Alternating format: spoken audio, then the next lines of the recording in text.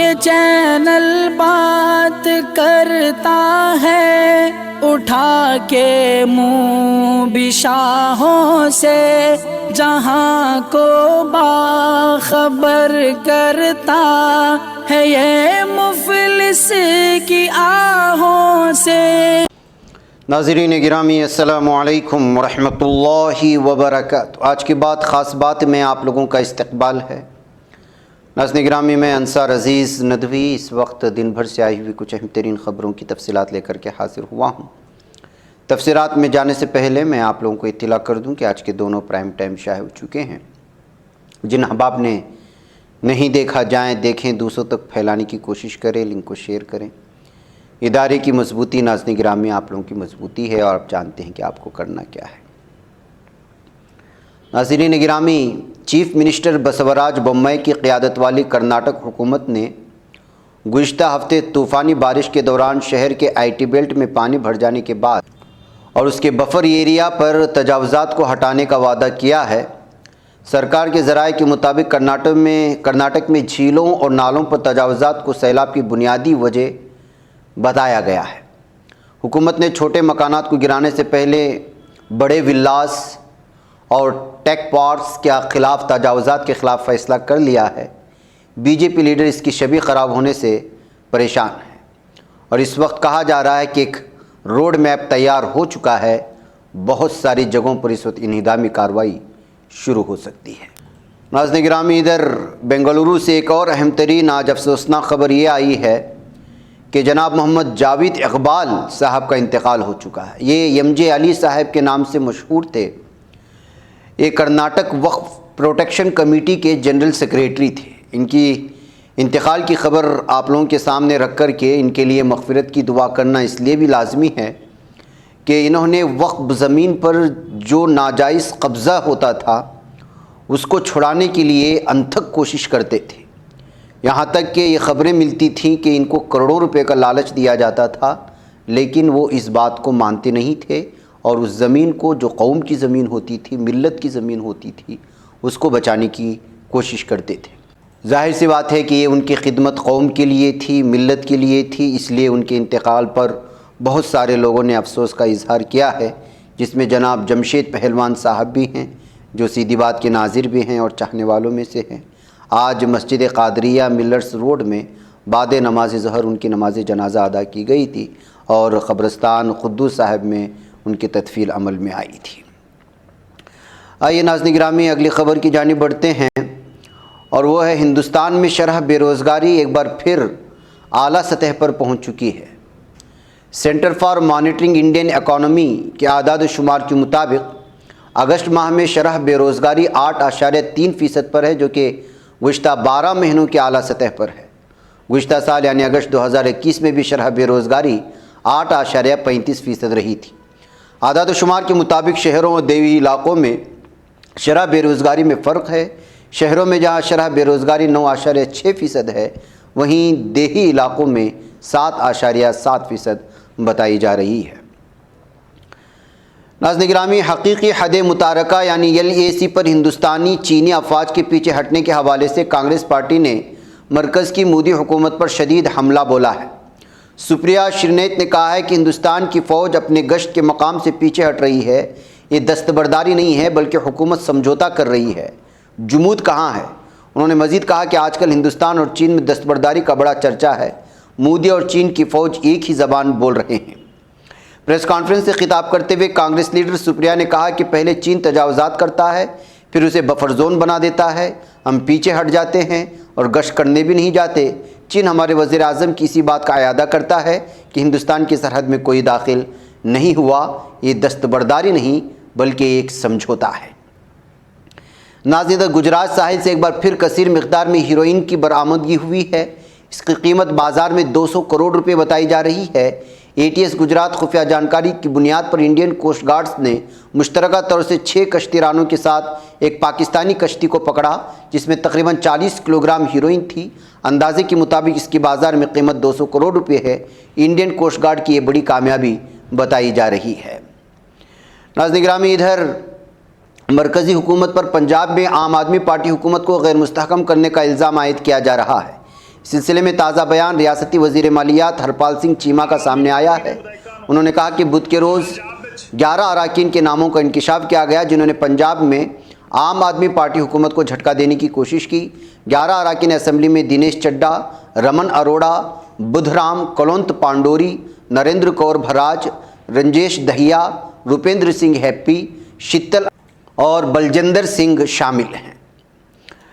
ناظرین گرامی، ادھر دہلی میں سستی اور مفت بجلی کا دور جلد ہی ختم ہوتا نظر آ رہا ہے۔ دہلی کے وزیر اعلیٰ اروند کیجریوال کے ایک اعلان کے بعد سے ایسی قیاس آرائیاں شروع ہو چکی ہیں۔ دراصل وزیر اعلیٰ کیجریوال نے کل اعلان کیا تھا کہ دہلی میں صرف ان لوگوں کو بجلی سبسڈی ملے گی جو اس کے لیے درخواست دیں گے۔ درخواست کا عمل کل سے شروع ہو چکا ہے۔ وزیر اعلیٰ اروند کیجریوال کا ماننا ہے کہ دہلی میں کچھ لوگ مفت میں بجلی نہیں لینا چاہتے، اس لیے حکومت نے یہ فیصلہ کر لیا ہے۔ ناظرین، گوا میں کانگریس کے 8 ارکان اسمبلی نے بی جے پی میں شمولیت اختیار کر لی ہے۔ ریاست کے سابق وزیر اعلیٰ دگمبر کامت اور اسمبلی میں قائد حزب اختلاف سمیت کانگریس ارکان اسمبلی نے وزیر اعلیٰ پرمود ساونت کی موجودگی میں بھگوا پارٹی کا دامن تھاما۔ کانگریس پارٹی نے اسے بی جے پی کی طرف سے شروع کیا گیا آپریشن کیچڑ قرار دیا۔ پارٹی کے لیڈران کا ماننا ہے کہ بی جے پی بھارت جوڑو یاترا کی مقبولیت سے بوکھلا چکی ہے، اس لیے اس نے آپریشن کیچڑ شروع کر دیا ہے۔ ناظرین، کیرلا سے تعلق رکھنے والی صحافی صدیق کپن کی درخواست ضمانت سپریم کورٹ سے منظور ہونے کے باوجود انہیں جیل سے رہا نہیں کیا جا رہا ہے۔ محکمہ جیل خانہ جات کے حکام نے بتایا کہ صدیق کپن کے خلاف انفورسمنٹ ڈائریکٹوریٹ کا ایک مقدمہ زیر تفتیش ہے، لہٰذا انہیں فی الحال جیل سے رہا نہیں کیا جا سکتا۔ ڈی جی جیل کے پی آر او سنتوش ورما نے اپنے ایک بیان میں کہا کہ جب تک ای ڈی والے معاملے میں درخواست ضمانت منظور نہیں ہو جاتی، ملزم صدیق کپن کو لکھنؤ جیل میں ہی رہنا ہوگا۔ ناظرین، وزارت داخلہ نے گجرات کے ایڈر سے تعلق رکھنے والی انڈین پولیس سروس کے ایک افسر ستیش چندر ورما، جنہوں نے عشرت جہاں کی مبینہ فرضی انکاؤنٹر کی تحقیقات کرنے والی سی بی آئی کی مدد کی تھی، ان کو برطرف کر دیا ہے۔ واضح ہے اس برطرفی سے 1 ماہ بعد وہ ریٹائرڈ ہونے والے تھے۔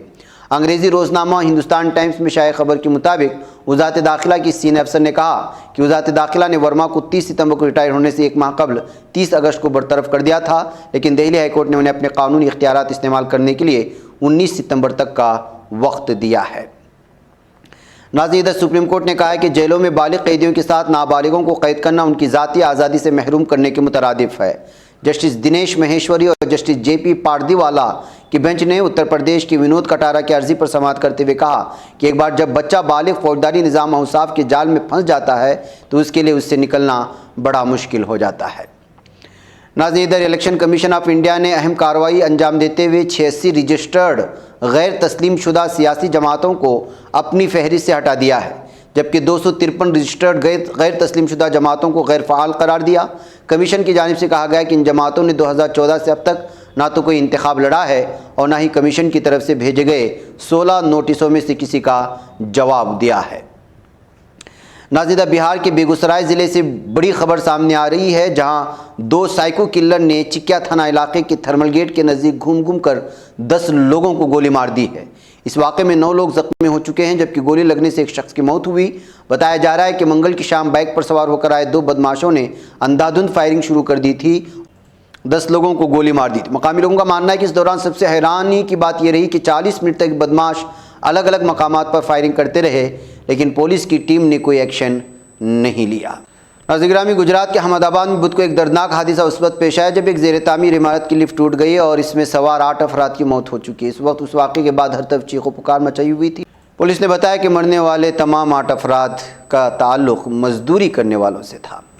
ناظرین، مقبوضہ دریائے اردن کے مغربی کنارے میں فلسطینیوں کے ساتھ جھڑپ میں ایک اسرائیلی فوجی ہلاک ہو گیا۔ ظالم اسرائیلی مسلح افواج کے جاری کردہ تحریری بیان کے مطابق نصف شب کے قریب جنین سے منسلک الجلمہ چیک پوسٹ کے قریب سرحدی علاقوں میں فلسطینیوں کے ساتھ جھڑپ میں ایک اسرائیلی فوجی ہلاک ہو چکا ہے۔ اسرائیلی فوج نے قبل ازیں اسی علاقے میں اسرائیلی فوجیوں کی طرف سے فائرنگ کے نتیجے میں 2 فلسطینیوں کو شہید کرنے کا اعلان کیا تھا۔ واضح ہے کہ اسرائیلی ظالم فوجی دریائے اردن کے مغربی کنارے اور مشرقی بیت المقدس میں تواتر کے ساتھ چھاپے مار کر کے مختلف الزامات کے ساتھ معصوم فلسطینیوں کو حراست میں لینے کی کوشش کر رہے ہیں۔ ناظرین، ترکیہ کے وزیر داخلہ سلیمان سوئیلو نے یونان کی طرف سے واپس دھکیلے جانے کے نتیجے میں ڈوب کر ہلاک ہونے والے 6 نقل مکانوں کی لاشوں کی ویڈیو مناظر سوشل میڈیا سے شیئر کر دیے ہیں۔ ترکیہ ساحلی سیکورٹی کمانڈ آفس کے جاری کردہ بیان کے مطابق کل مارماریس خزل برون کے کھلے پانیوں میں لائف بوٹ میں سوار غیر قانونی نقل مکانوں کے گروپ کی اطلاع ملنے پر 2 ساحلی سیکورٹی کشتیوں کے علاقے کی طرف روانہ کیا گیا ہے۔ ٹیموں نے لائف بوٹوں میں سوار 73 نقل مکانوں کو ڈوبنے سے بچا لیا۔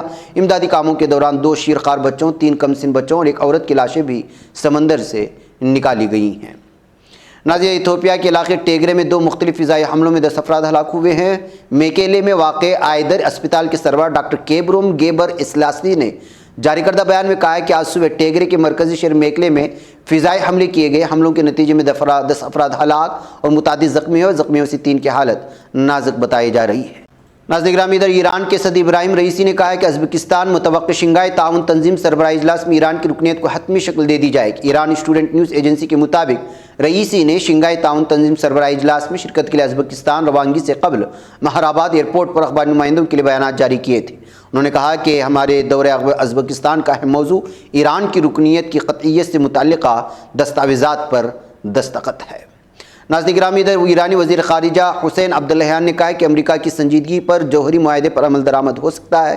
انتخابی نیوز ایجنسی کے مطابق ایرانی وزیر خارجہ نے نائجیرین وزیر خارجہ جیفری اونیما سے ٹیلی فون پر رابطہ کیا تھا۔ اس بات چیت میں عبداللہیان نے کہا کہ ان کا ملک ایک پائیدار جوہری معاہدے کے لیے پرعزم ہے۔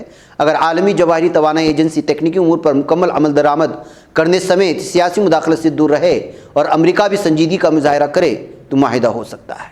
ناظرین گرامی، آج کی بات خاص بات میں اتنا، انشاءاللہ پھر آپ لوگوں سے ملاقات ہوگی۔ مجھے اجازت دیں۔ السلام علیکم ورحمۃ اللہ وبرکاتہ۔ یہ چینل حق نگر بن کر کچل دیتا ہے فتنوں کو، اگر گندی ہو پالیسی تو مرتے دیکھ کتنوں کو، اسی بازار میں بکتے ہوئے دیکھا ہے سپنوں کو، سبھی یکساں ہے یہ پیغام دو غیروں کو اپنوں کو، وطن اہل وطن کا ہے گلے بے خار سیدھی بات۔